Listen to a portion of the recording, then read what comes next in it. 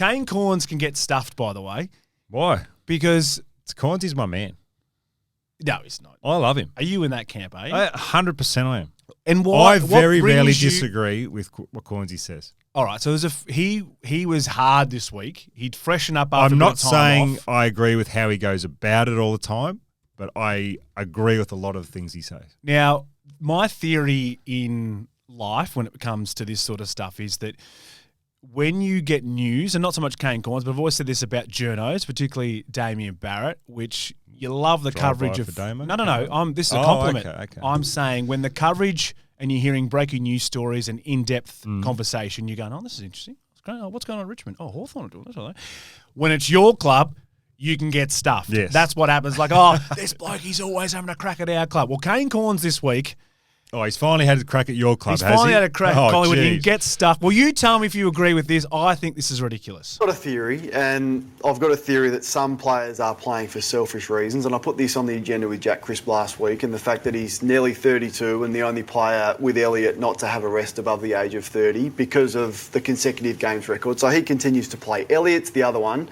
I question whether Elliott is playing for an All-Australian Blazer and he's fourth in the Coleman, or is he playing for a premiership? So why hasn't he had a rest? Couldn't disagree with you more on that. With the injury history that he has had. So why are others resting? Why are others getting managed but those two aren't? Then Pendlebury's the other one. If you're playing Pendlebury, you're playing him. If not, he's staying at home with his family on the couch. Now, is that because there's a game's record to be broken in time and you still get the game as sub? And then there's Nick Dacos. Nick, you're sore, clearly sore, has been throughout the year. Is he playing for a Brownlow? I think he's missed the mark. Horrendous. So, well, how's Hutchie? Oh, and Nick Hutchie Riewoldt would have been winding him up off there. Nick Riewoldt loved it as well. In fact, he's been one that's gone back at Kane a few times. So there's a couple of good points in there. A couple of them I agree with, a couple of them I don't. But as you know, that is all very much behind the doors. Hey, I'm going to go here, and everyone's. Oh, I need a big. We'll go against you. I need a big reaction. Yeah. Jamie Elliott one for me is a bit ridiculous because I feel like he hasn't played a lot of footy. He's missed a lot of footy in the past, so he's trying to stay fit, kicking goals. He's had an incredible season. And Jamie Elliott playing as a small forward, unless he is sore, he's not covering the distance as a Crisp. Now, Crisp, for example, I don't mind that take. Is he just playing now for the game's record at 32 years of age, which he owns? Yep. So he can get stuffed about Jamie Elliott. He can get stuffed about Nick Dacos. Well, if Nick's sore, if Nick is sore, and he was only probably sore this week. The Pendlebury one I can understand. If he's going to manage him, why send him to the Gold Coast? Yeah, but you know what? Pendlebury was the reason they nearly won. 100%. Couldn't agree more. But the Jack Crisp one, I half agree with. Now, I don't know if he needs a rest or not, but as a Collingwood... Well, in that last quarter against Gold Coast, when he... just needed one more possession. He cost you a few bob. I feel like the game's record in terms of consecutive games, I'll be honest, means nothing to me. But how does it? He's already got it. That's a massive thing to hang your hat on as a player. But he's already got it. Yeah, but he doesn't want to make sure that no one catches him.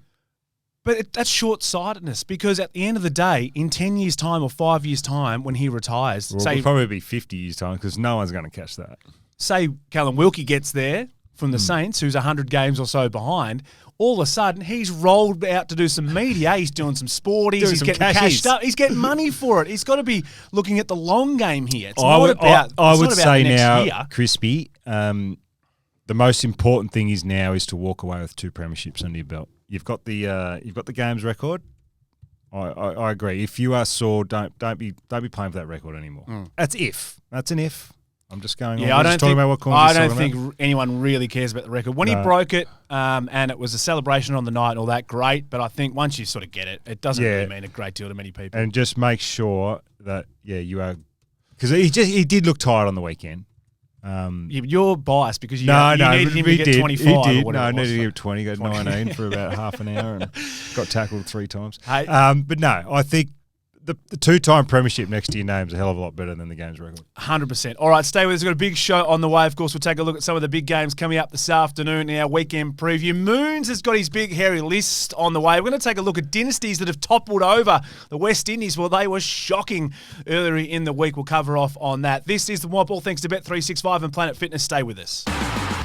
The warm-up with Worlo and Moons. At Bet365, they don't do ordinary. Download the app and see why. Whatever the moment, it's never ordinary at Bet365. Imagine what you could be buying instead.